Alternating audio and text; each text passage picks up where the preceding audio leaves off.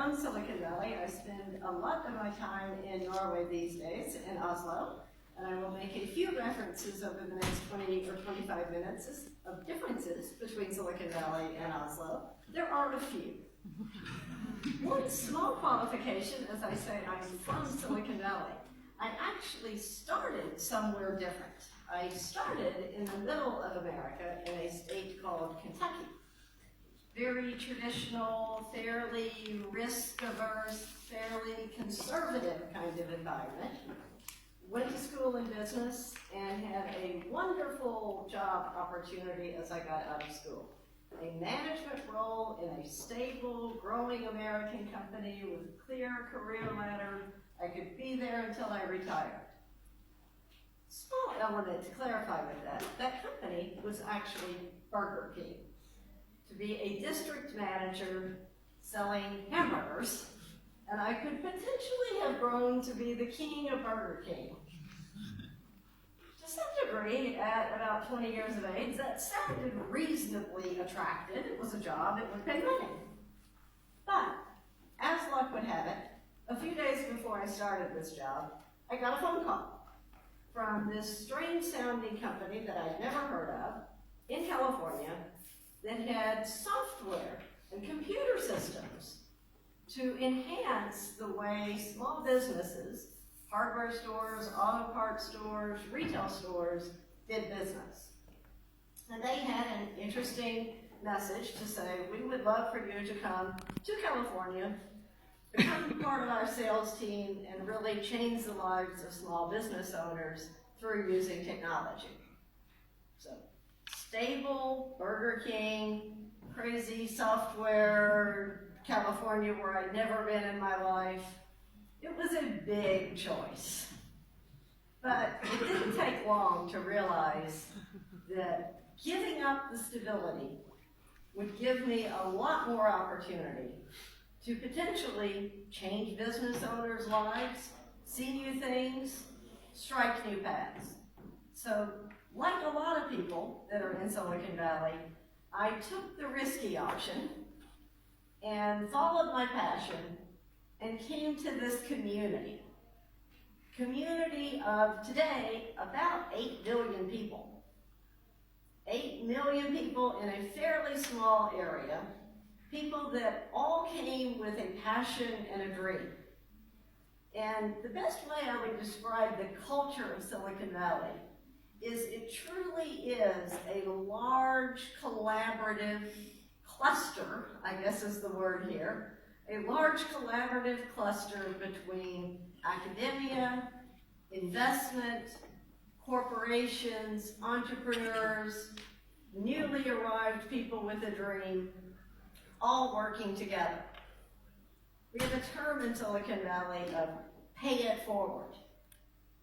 And I think that comes because most of us, in fact 95% of our 8 million people, came from somewhere else. Whether it was places like Kentucky or India or Africa, we came from somewhere else.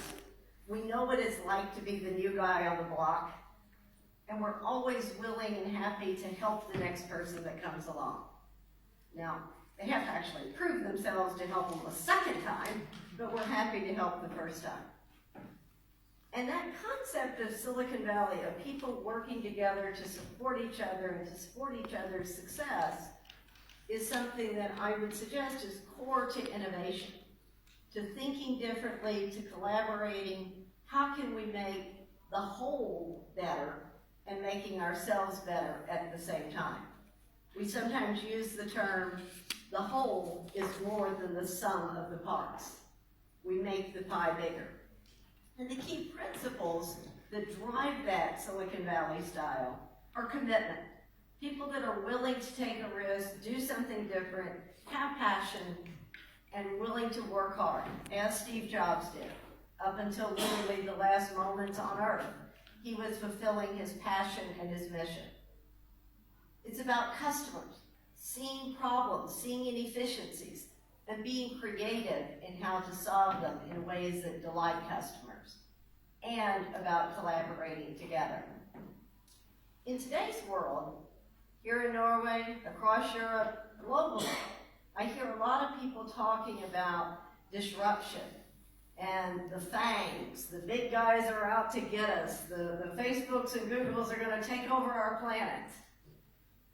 And I can certainly see that. But I would argue a bit, is it negative that technology is growing quickly, that there are services that make all of our lives more efficient, and that there can be opportunities for collaboration, even between small Norwegian companies to collaborate with these big, large players to make the pot bigger? So this talk, as we think about how do you transform, kind of starts with recognizing that now, 2019 is a period of inflection. Technology is faster, all around us, true ubiquity, and has capabilities way beyond anything we've ever imagined. And literally, will get faster and stronger every moment, based upon the data lakes, the growth in capacity, etc. So now is the time to make that commitment to change because of technology, but also because of customers. All of our customers have higher expectations because we're spoiled. We're used to a click of a button and we have what we want. We're used to personalization, our app telling us what we're looking for next. Google Map directing us to our parking place. So your customers in your own business expect that same level of personalized convenience on demand. And the other driver of change is people in the workplace. Work is being redefined. Because yes, with AI and robotics, some of the basic tasks of the past will probably be replaced, if they aren't already, by technology. But is that good or bad? We can look at both sides of it. While a person may no longer be needed to paste receipts on a piece of paper and make photocopies and send them to the accountant, honestly, how many of us really enjoyed doing that in the past? Wouldn't it be better to take our time having done that and apply it to finding an inefficiency, building a new product, doing something different? So redefining work, which the next generation of employees, the millennials and Gen Zers, they're way more interested in the challenges, the impact, the opportunities to create than gluing receipts onto a piece of paper. So these are dynamics that are happening around us. Technology, customers, people having different expectations. But what can you, as business leaders here in Norway, do, and how can you move forward with lessons from Silicon Valley? First, it starts with leadership. Real transformation and change has to start at the executive level and really needs to be built in across the entire organization. Innovation, transformation, readiness to the future is not something you can outsource to a consulting firm. I've literally heard companies say, oh, that innovation thing, yeah, we hired Deloitte for that. We've got a frame agreement. We got that covered. Nor is it something you can delegate. You can't delegate it to the chief transformation officer. That's his job. Go talk to him about that. We're cool over here. That doesn't work either. It's got to start at the leadership level, recognizing the world is changing around us. We as a company, and I as a leader, need to embrace that. We need to look for the good. And we need to be part of the change, not hiring, delegating, outsourcing the change. And recognizing that the leader's role is to set the direction, What will we be in 5 years, 10 years? It's not the leader's role to decide exactly how to do it, but to set the direction and then allow the empowered employees and managers to explore, experiment, fail a few times to figure out how, because that's real innovation. And it is a journey. It's not something you can say, we're going to do innovation between September and December 12th. It's a process. It's an iterative, ongoing process that to really transform your business model, your way of operating, the way you interface with customers, that's a 3 to 5 year journey. And you need to celebrate the milestones along the way. One example of a client we've worked with extensively over the last 10 years in this journey is Adobe. Adobe, that you might recognize as being Acrobat, Photoshop. Back 10 years ago, the vast majority of their business came from something called Creative Suites, a perpetual software license updated about every 18 months, $3,000 per update, sold to virtually every marketing person and corporation around the world. Well, around about 2008, 2009, as new features were needed more frequently, Adobe's leadership recognized that ultimately we need to release capabilities more quickly. We need to be on demand. We need to be as a service. So the concept of Creative Cloud, let's put the software up here in the cloud and we'll deliver the right features at the right time to the right users at the right price point on a service basis, was sparked. That was really the first truly successful, complete business transformation from a Silicon Valley viewpoint. And I would credit the success of it, dramatic success of it, to their leader, Shantanu. In 2009, I was actually in the room when he said to his executive leadership team, in 5 years, we will no longer be a software company. We will be a services company. And I know you might not believe me, but I'm willing to risk everything. I'm willing to go to the board. I'm willing to risk the revenue results. I'm willing to risk my job because we will be a services company in 5 years. Or in 10 years, we will no longer be relevant and we may be out of business. He stood up and took that challenge. The result, fairly dramatic. From that statement in 2009, when the stock price was about $19 a share, in his 5 years, as we got out to about 2014, stock price was already trending upward nicely. Customer engagement for Creative Cloud was there. There was no longer a Creative Suites. And Adobe was starting to be recognized 100% as a marketing service company. Today, the stock is about $285 per share, compared to 20. A lot of lessons in that journey, but it started with leadership commitment and was heavily supported, and much of the success came from focusing on customers, which is the second element of how do you change? You build customer value. Customer value from looking at things from how do our customers today view our solution? What do they want? What are they missing? Where are their inefficiencies? How do they want to buy? What price points do they want to use? For what value? I like to look at it as, in a transformed business, customer value is the demand side of the equation. What do people want, and how do they want it? Versus the supply side. Here's what I've got, here's what it costs to build it, and here's what I've got to sell it for.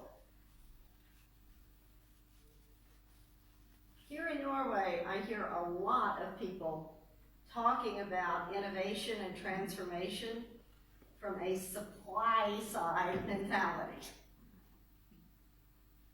We run something called executive growth forums, where we bring together leaders from all different businesses to work on these issues.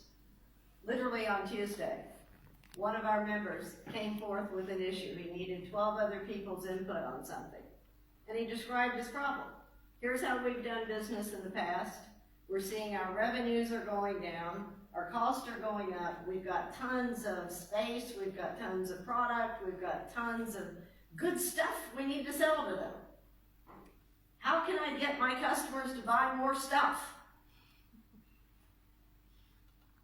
Fortunately, 11 other views of this question around the table, a few people started saying, hang on, what you should be asking is, how do I understand what my customers want? Let's think about it from the demand side. What do they want in that space that you have? What kind of products do they want? What business model would they find valuable? So shift the mindset away from what you have to what people want. That's developing real customer value. For example, looking at pricing. You think about the up-and-coming startups such as Airbnb. If you looked at it from a supply side, what would one consider as the right price to sleep on a blow-up bed on somebody's kitchen floor? I mean, if you were 10 years ago and somebody said, what would you pay to sleep on somebody's kitchen floor? Most people would probably say nothing. They'd have to pay me to sleep on their floor. Well, the founders of Airbnb in San Francisco recognized that 10 years ago, people were actually paying $200 and $300 a night to sleep on a very bad bed in a tiny, crappy hotel room in a scary neighborhood in San Francisco, because the demand for hotel rooms was so high that people had to pay a lot for something really bad. So recognizing that, they said, people want to be in a safe place. They want to feel comfortable. They need to feel like they're part of something in a community close to their meeting. Why don't we get a blow-up bed? And let's see if we get people to sleep on our kitchen floor. And compared to the $300 crappy hotel room, $100 to sleep on the floor on a nice, comfy airbed in a nice apartment seemed really good. So that's customer value. How do people look at what you're offering, and how does it compare to the alternatives, and where is the value? So think about leadership, think about commitment and value. And how you're going to execute this is through a empowered, collaborating, engaged team. Team, in Silicon Valley terms, team may mean your employees, it may be consultants, it may be partners, it might be your customers that you're co-inventing solutions with. Best way to build something that they're going to value is have them help you build it. And so collaboration with an empowered team is an important concept of starting with a common vision. What is it you're trying to achieve? Shantanu saying, we will be a service business in 5 years. That was a clear vision. But when you start there, you need to bring in different views on how you're going to do that and empower people to figure out the how. The concept of empowerment is one that I find gets interpreted a little bit differently here compared to Silicon Valley. Empowerment means setting a clear vision, clear milestones. This is where we're going, this is where we need to be, this is how we're going to track your success. then allowing people to figure out, experiment, explore, fail, roll around in it to get there. Empowerment is not saying you're empowered to do whatever you want. Empowerment is saying this is where you need to get to. You're empowered to figure it out. And we're going to measure you, we're going to compensate you, and we're going to reward you based on the results. Not your activities, not your hours, but what you actually achieve. That next generation workforce is all about this concept. They don't want to be told what to do or how to do it. They want to be told what they need to get to, and then given the structure and the coaching and the guidance of the milestones to get there. So Silicon Valley engagement, innovation, transformation is all about leader commitment, customer value, collaboration across and within your team. And I would suggest can be done and implemented here in Norway, just as it is in Silicon Valley. Because it starts with making a decision, making a commitment, being open, bringing in the right people, and providing that infrastructure so that people help you get to your results. In fact, somewhere along my journey from Kentucky to California to today, I had the opportunity about, 14 years ago to work with Tandberg here in Oslo. And interestingly, I would say Tandberg, going back 12 to 20 years ago, was a lot of this same culture. It was clear commitment. It was collaboration amongst a very empowered team. And it was all about delivering great value to customers. So the Silicon Valley mindset starts here today. And I would suggest for each of you, as you leave this session, as you go into lunch, start thinking about where can you take action? Where can you demonstrate your commitment? And are there people here at the conference with which you can collaborate to jointly achieve your results? Because we look at things as yes and. I've got a great idea, you've got a great idea, let's put them together. And that makes a bigger whole. It's not yes but, which I sometimes hear. Yes, that's great, but I've got a better one. Let's work together to build that community and to build a greater whole. So this is me. I would love to continue the dialogue. I think if I'm reading right, we have a couple of minutes if people have questions. And otherwise, feel free to email me, reach out. Happy to support in your journey. Anyone have a question? Or a debating point. Disagreements. Those are okay too. Yeah, I think a question. So what is the leader's vision and goal? You say the leader states a vision, and then it's just about figuring out how. What is not the correct vision? It really is. It's set the vision, set the goal, be clear on the goal, and probably be clear on some milestones, but be willing to allow the team to take risks, allow them to fail, allow them to experiment, because that's the best way you're going to get there. Build in the right team and give them that capability. That's true empowerment.